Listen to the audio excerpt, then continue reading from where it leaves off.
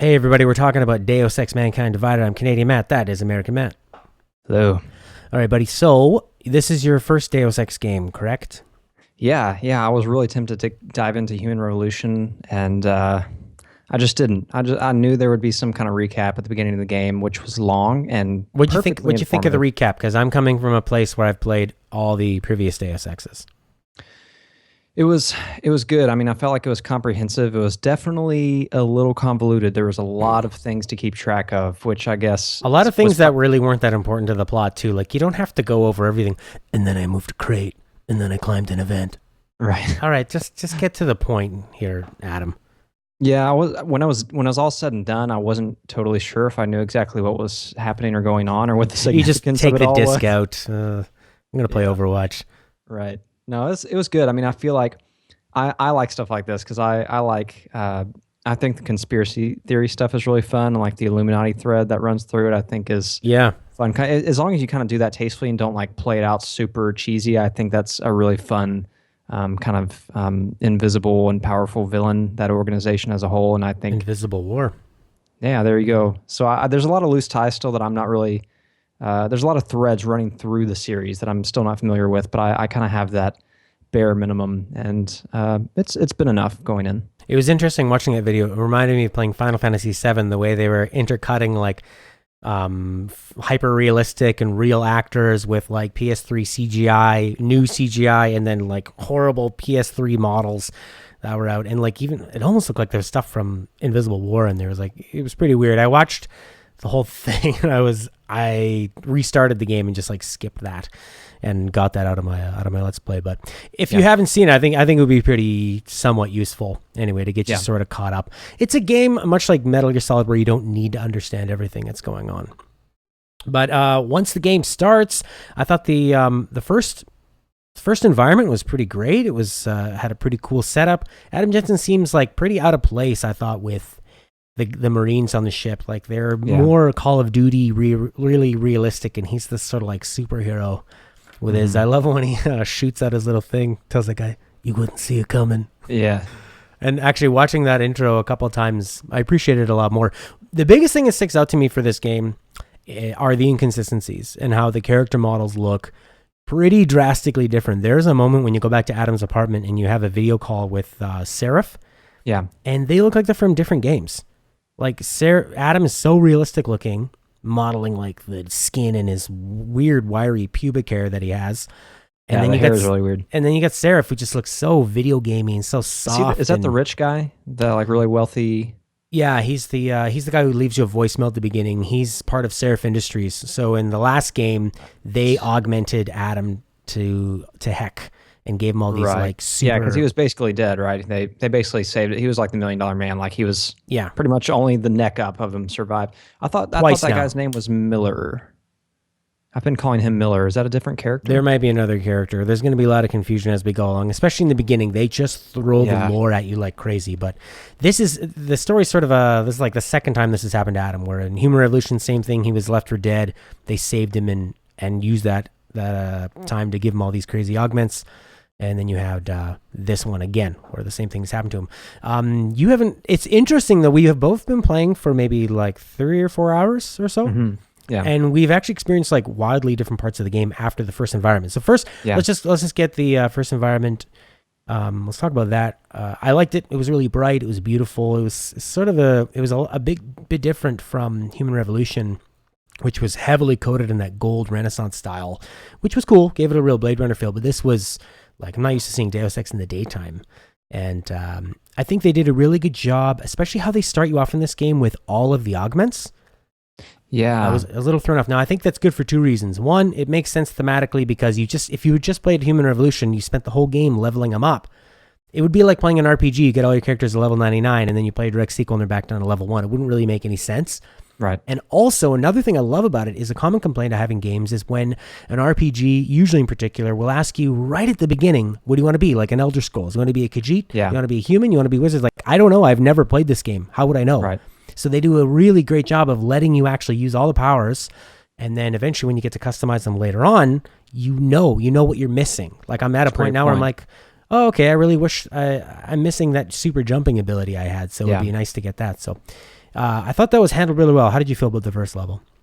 It was okay. It was a weird introduction visually for me because, like you said, it was right when you land and you get going. Like it was beautiful, and I could see the city in the background, and the light was pouring in through the tears in this tapestry. It was flapping in the wind, and it was all really.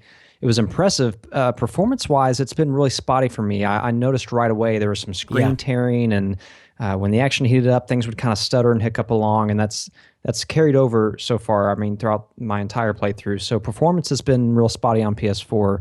Haven't been terribly impressed. Visually, I've been impressed. I mean, art direction and like the visuals look great most of the time. When there's a lot of movement, I've noticed quite a bit of screen tearing and stuff. It's the kind of thing like Bloodborne, the sub 30 frames per second performance. You just kind of get used to it, and then it disappears, and then you pay attention to the game for what it is. And it's been that way in Mankind Divided for me as well. I was a little thrown off at first by the screen tearing and stuttering, but I've kind of gotten used to it, and now I just kind of take it in my stride, and I don't notice it that much. But I thought it was a brilliant non-tutorial tutorial. You know, you had the strict tutorials that you could participate in if you wanted to, or you could skip them and just do trial by fire.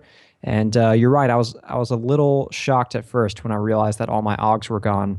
But like you said, it was that was part of the pedagogy. That was them teaching you, these are the kind of things that you can do when if you go down these upgrade paths. You can be super stealthy, you can be invisible, you can you can have this kind of control over your weapons. You can bust through these walls with your fist. It was nice that they let you experience being a badass, and then they give you kind of a story, kind of like a canonical reason why you start back from ground zero. It's like, oh, after this big explosion, all your augs are messed up, so you got to rebuild. It was nice. It was a good teaching tool. They made it make sense within the story, and as far as the story itself, that first mission was really intense, and you're introduced right away to the gold. Are the gold mask people completely new, or are those people you've seen before? I haven't seen them before, but I do like that they have the same sort of graphical feel of the last game. That when they appeared, okay. I instantly thought of like, whoa, this is pretty Kojima. Metal Gear Solid 5 had really similar enemies that would appear out of nowhere, come out of cloak, and were super powerful and super fast. What threw me off was that all of a sudden, I failed that mission like several times because I was trying to sneak my way through it and I couldn't see, and I was getting caught in these fights. And then I realized it's all about speed, and I just went invisible and ran towards the helicopter. Did you not trigger that smart vision or whatever? I was using that a few times. I didn't use that in the helicopter section. Why? Was there something? Because there was so much smoke and stuff. This isn't like a humble brag. I'm just saying in my playthrough, I made it through that part first try, simply because when I saw the smoke, when I went down the elevator, and I realized I couldn't see anything, I just triggered that smart vision, and it was a straight indication path to the helicopter, and I just kind of casually jogged over there, and took out the power supply, and that was that. I didn't really engage anybody. That's great. That's really intuitive. I think the game does a good job of the few like firefights I've gotten involved in, if it's just one or two, it's not a problem. But I've been like cornered by some guy with guns, and you die pretty quick, which definitely lends weight to the choice of upgrading your armor. With this game, I almost have kind of like a save scumming approach to it, I'm sad to say. I've really enjoyed poring over all the different areas you can put your Paraxis points into, and I know what I like from the last game, and I know my playing style. And when it came to the armor, I was like, well, I could save myself the death, or I could just sort of get killed and then reload. I mean, the game's auto-saving all the time, so you might as it's just kind of like, it's more like playing Limbo. You just sort of die, and you're like, okay, I'll try stealthing through another area or another vent, or these very tiny-looking vents that he can somehow squeeze his way through. He must be a very small guy. What weapon did you start off with? The first time I went through and I picked lethal, and I had like the auto rifle, and then I restarted it and I went non-lethal, and I got the tranq rifle, and the tranquilizing sniper rifle made it 1,000 times easier. Oh, really? Because you can pick guys off. The other enemies don't really seem, the AI in this game is bad, and they don't seem to do a pretty good job of realizing a guy's been shot. The sniper rifle is silenced. You get quite a lot of ammo off the bat, and I found that made it 1,000,000 times easier. But my preferred strategy in this game is, if you've got about 3 guys, say in a room, You line up, and I always did this in Human Revolution. You line up a headshot with a tranq rifle or something, and then you sprint in and then do that double guy takedown, the little cutscene one. That's my favorite way to go. Is it like feels the most cinematic, but that you're still participating in it. So that was definitely one of the ones I first augmented up, was getting 2-man takedown. Yeah, I actually just made that upgrade as well, and I have not had the chance to try it. But I've had, in that first mission, I had a similar. Well, I kind of went backwards. I would throw a concussion or toxic gas grenade, wait for the first 2 or 3 to drop, and then I would kind of pick the rest off with my tranq rifle. I'm going to try to do the whole game. I'm going to do a non-lethal run. So I have that tranq rifle, and I have the Tesla knuckles, whatever those are called. How's that working for you? That was one that I was going to go for. I like them. They're nice. Ammunition is extremely limited right now. It feels like I'm such a frugal player anyway. Whenever I have like powerful items or like really important items, I tend to never use them because I'm trying to save them for the perfect moment.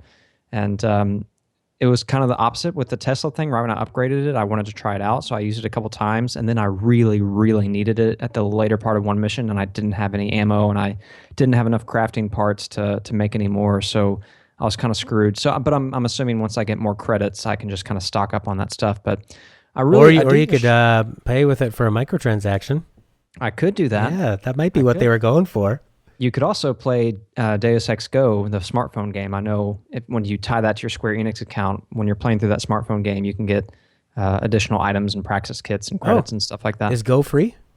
No. It's $5, but you know the game is great on its own. Like I think it would be worth $5 anyway. So the fact that you can get Mankind Divided items as a bonus is actually pretty cool. I would much rather do that than pay for microtransactions. Yeah. But yeah, we want a game out of it. With the Tesla thing, does that take away your biocell energy, or is it just ammo?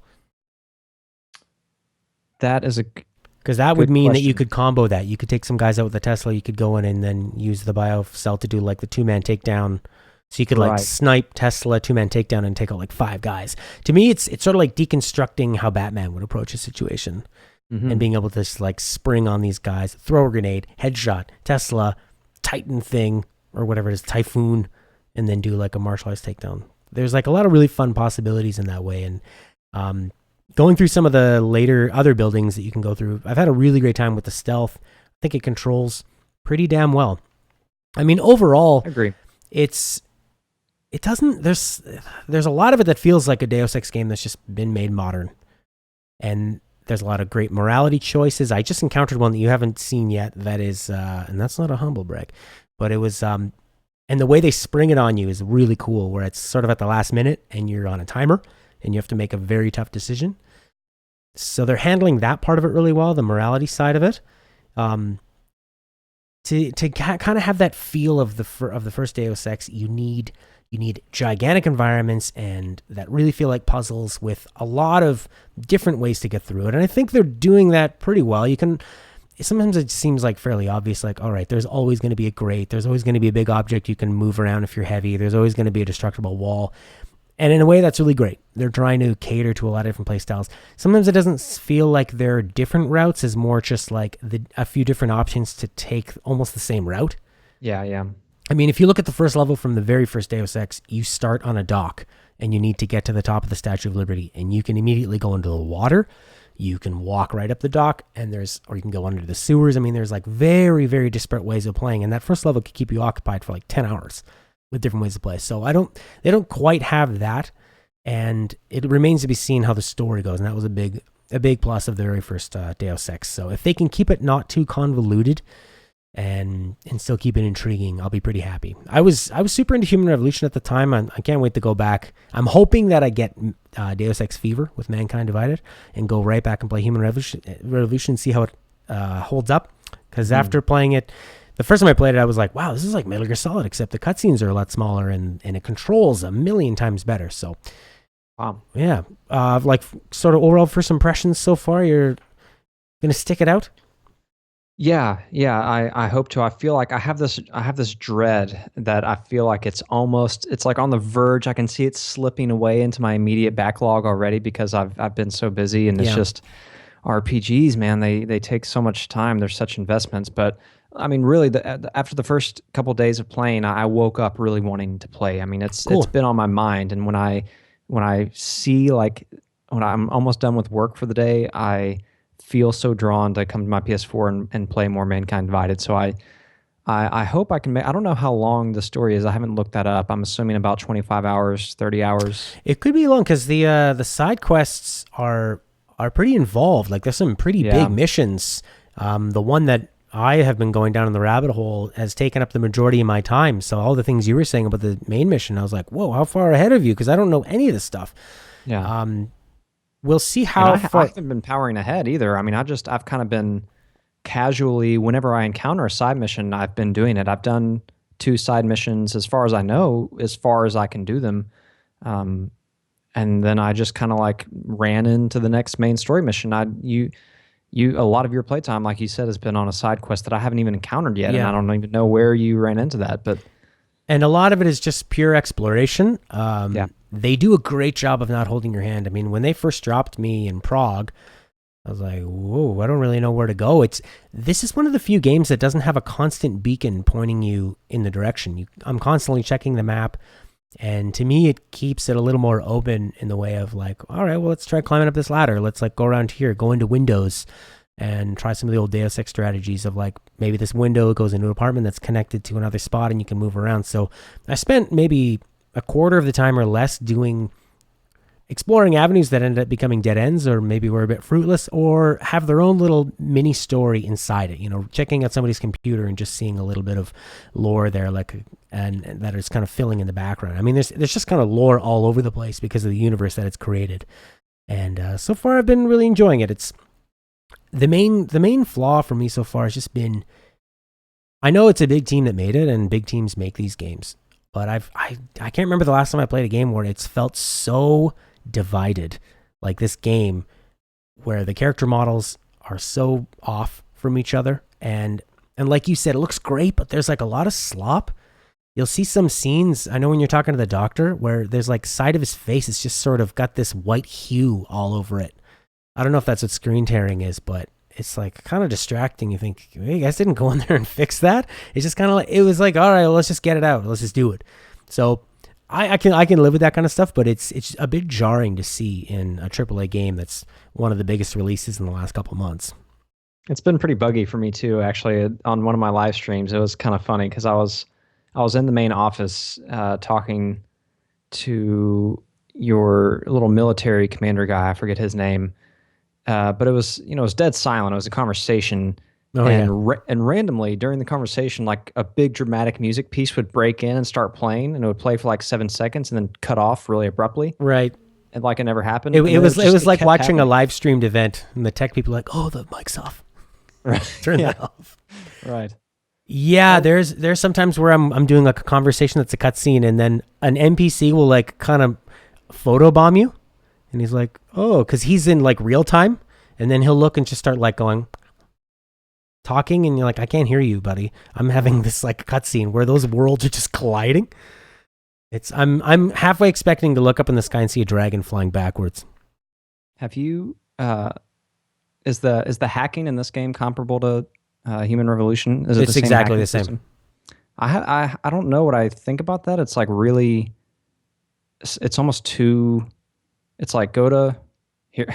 It's like the map is totally arbitrary. It's like all you need to know is point A and point B, Yeah. and you just kind of click on the points in between and hope you have enough time. It's like you don't do anything. Like there's no skill involved. You just try to decide. I mean, you do get those modules that you can trigger to like to alter certain things, and I guess that's something. But you're basically the only choice you're making is, do I disconnect before the timer runs out, or is this going to load fast enough? It's not very It's not very gambling. engaging. It's rolling the dice. I think Yeah. the most engaging part of it is that you're deciding, do I risk trying to put up a wall on this node? Like the fortify. I don't. What does Fortify do? So I don't even so understand. all right. So say you hack the first one and then you go on to your next one. You can choose to either to fortify it, and fortifying is the same process where a bar comes up and then you have Yeah. a percentage of whether that caused you to be discovered. When you get discovered and it sends out a tracer, that little red line that starts coming Mhm. through, If it encounters one of those walls that you fortified, that slows it down. So you're taking a chance to be discovered, but when you are eventually discovered, if you are, any of those fortifications will give you a longer timer. So that red line only sends out once the timer gets down to 0, or if the timer gets down to 0, you're screwed. The red line starts coming out when you're discovered, and then when the red line reaches, I guess, the 0 point, the main point, that's connected to the timer. The timer and when that red line reaches you is the same. Gotcha. And that's why there's multiple routes, because some of the routes are easier than others, and you can't always see them. And then you have to choose, like, because I fortified one, but then the tracer comes from a different angle. Right. And it comes along a different route. So I find it pretty compelling because there's so many moments where you're like watching your little bar go up and you're watching the red line go down, and like you just make it in a second or two. And that's pretty fun. That's definitely one of the first things I upgraded big time, was like get that chance of non-detection up as high as possible and the ability to hack bigger computers. It seems like right off the bat, there is level 4 and level 5 computers as well. So I was going to hold off on that one and not upgrade until I encountered them. And now I have encountered them and I'm all out of Praxis points. Yeah, I've been doing a lot of hacking, so I intend to upgrade that as soon as possible. There's the remote hack too, which I wasn't super interested in, but then I tried to infiltrate this government building and I was hiding behind a little wall and there's a camera just right in the way. And I don't really know how to take down the cameras yet, whether I need an EMP grenade or whether you can shoot them. You know, a silenced pistol would really come in handy for that stuff, but a remote hack would have done just the same. So I'm having so much fun going just through the Praxis and just like pouring over them and seeing, like, that's one of the funnest parts of RPGs for me, is gaming the system and like what do you really need and like what fits your play style. So it does a really good job in that way for me. So I'm liking it. It's Deus Ex. It's updated. We'll see how it keeps going. I've heard that there's kind of like strange discombobulation where you enter. There's like a couple tutorials. Like there's 2 or 3 different tutorials that feel like they should have been at the beginning of the game. I know you mentioned that shooting range. Were they teaching you how to shoot in that as well? No, kind of. It gets you try a few different types of weapons, and then they teach you how to modify all your weapons, how to change ammunition types on the fly, how to trigger different shooting types on the fly. It was actually, I learned a handful of things that I would not have known. Did you learn how to holster your weapon? Yes. Okay, because I was walking around with a gun up, and you can't enter into conversations with people. Right. That's like a very delicate process of like kind of tap the square and L2 at the same time. Yeah. That was even when I looked it up, I'm like, what? Because it flashes on the screen. It's like hold L2 and square. That's not enough information on how to do that. So, yeah, you actually hold square first. You like hold. It's like a da-da. You have to like do it real quick back to back. But if you hold the square too long before you press L2, it doesn't work. Yeah. It's crazy. And I mean, I feel like they wanted to not shortchange people playing with a keyboard, because I've never used so much of a PS4 controller before as this game. But I like it. I mean, you get pretty into it. I couldn't, like, if you took a month away from this game and hopped in, you would be screwed. You'd need to have a little refresher. It is really nice that they gave you they give you control scheme options, where if you want to have like Call of Duty controls where the left thumbstick is sprint, and I like that they let you map the controls how you want them. I stuck with the Mankind Divided default controls, but I was really tempted to use the first-person shooter controls just because that's what I know. But yeah, they really do utilize every single button and touchpad stuff, and they really get their money's worth out of the PS4, the DualShock 4. You think there's ever a chance you'd want to go back and play the first Deus Ex?